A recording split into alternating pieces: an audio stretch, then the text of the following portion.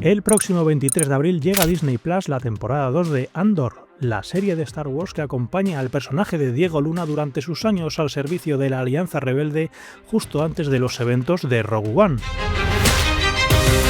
Nice to meet you all. Sí, mucho gusto. Nice to meet you. Well, Star Wars is a saga with some of the most brilliant villains in the whole history of cinema, and you three become one of them. How does it feel to become one? Well, when three become one is the most beautiful feeling, you know. But it's a great honor. It's a great honor to be a part of. For me personally, I grew up, I was in the cinema, you know, I'm a little bit older than you, Javier, but it's very, you know, it's wonderful to represent someone, especially the Empire. I often say, anyone can be a rebel, but in the Empire, you must put in work. And there's no finer examples than these brilliant actors. Syril here, who is the most earnest and, you know, breakthrough, and probably puts in more work than anyone. I don't want to speak on Dedra's behalf. And the incomparable Dedra, who is a villain par excellence that we've never seen before. But we've been talking today about how in the first season it was quite fun to be the villain. We were dealing with things that, you know, touched on a lot of stuff, but this season, you're sort of, as an audience member, even though I played the part, I'm met with how bad it becomes, how monstrous it becomes. Yeah. Like it's not Empire light, you know. This is like what is actually what is at stake when people have a belief in a system that is designed to oppress all and use all other systems for its own gain. Like, that's not going to end well. And so it was less fun this season in terms of playing a villain, but it was more gratifying to know that these writers were prepared to really take us there. Yeah. You know? This is our Guernica, if you will. And I don't say that lightly or glibly, but this is our Guernica. You know, this is our offering of that. If I pronounce that correctly. The Picasso. In fact, Claro, sí. Please. Kyle and Denise, Dedra and Syril have one little arc at the first of this season in Coruscant. It's a bit fun. I mean, we started on a high. We really did, literally a sugar high for some, because Kyle had to eat so much sugar. And for me, working with one of the great theatre legends of our lifetime in Catherine Hunter, I don't get nervous often, but waiting for Catherine to come to set, not nervous, I was so excited. I couldn't believe I was going to get to work with this person. And then the three of us together, it was really quite something.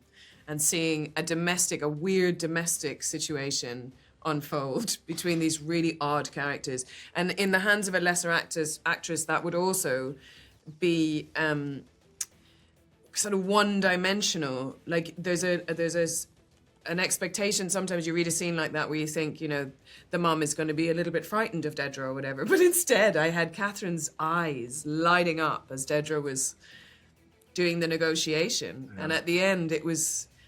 nothing delicate about you, is there? No, God. That was fun, but it all goes downhill from there. Absolutely. In fact, you and Ben have a final scene together without spoiling that makes me very, very frightened.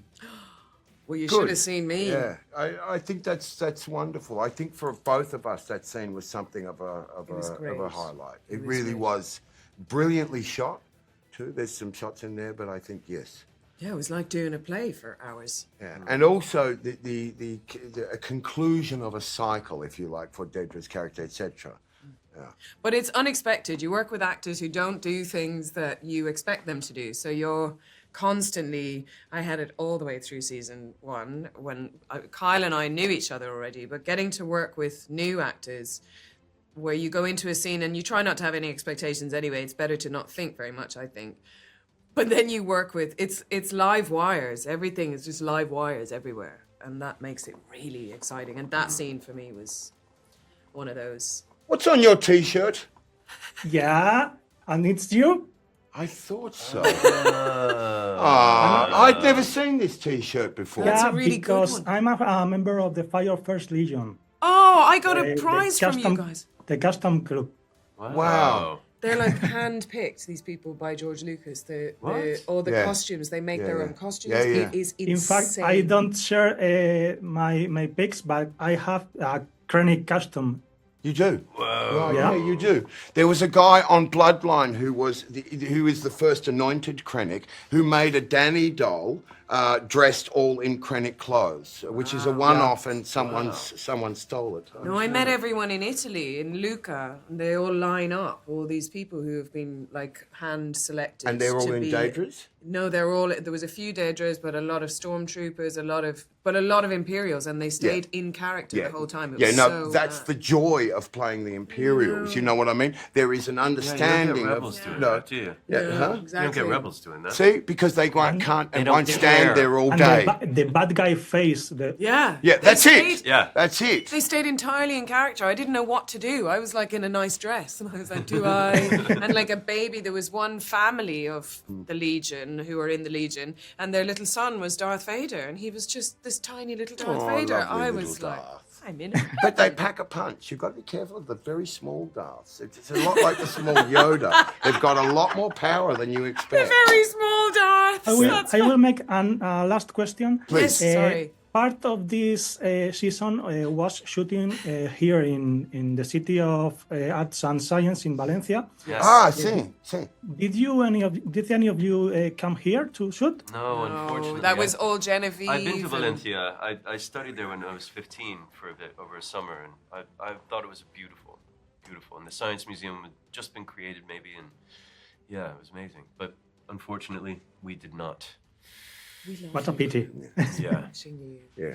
We love Kyle. We both just wish we watching. could be a little bit more like Anytime he Kyle speaks, in real life. Anytime you know? he speaks, we just go into a sort of a I haze. think I love your character. Cyril is the most tragic in all the Andor series. Exactly, and he's such a brilliant character. We've never seen this. We've never seen a character that has to overcome so much. So have you seen all of the episodes? Yeah. Yeah. So have you seen when Cassian says, "Who Yes, are you?" yes. And in Kyle's eyes, it's like everything falls apart. It's just, I mean, I bawled. I absolutely bawled. He is the secret weapon of, and like the not so secret weapon. But he is, because He's a the legend. humanity of it, etc. And the two of them together. Chef's kiss. Amazing. Sprinkle a little oregano. Put it in the oven. Cook it. Thank you. Well, thank you three for your time, and I have to No, wrap. sí, Thank sí, you muchas so much. gracias. Recuerda que la temporada 2 de Andor arranca en Disney Plus el 23 de abril con sus primeros 3 episodios y habrá 3 más cada miércoles hasta completar los 12. Recuerda suscribirte y darle a like al canal de Hobby Consolas y que la fuerza te acompañe.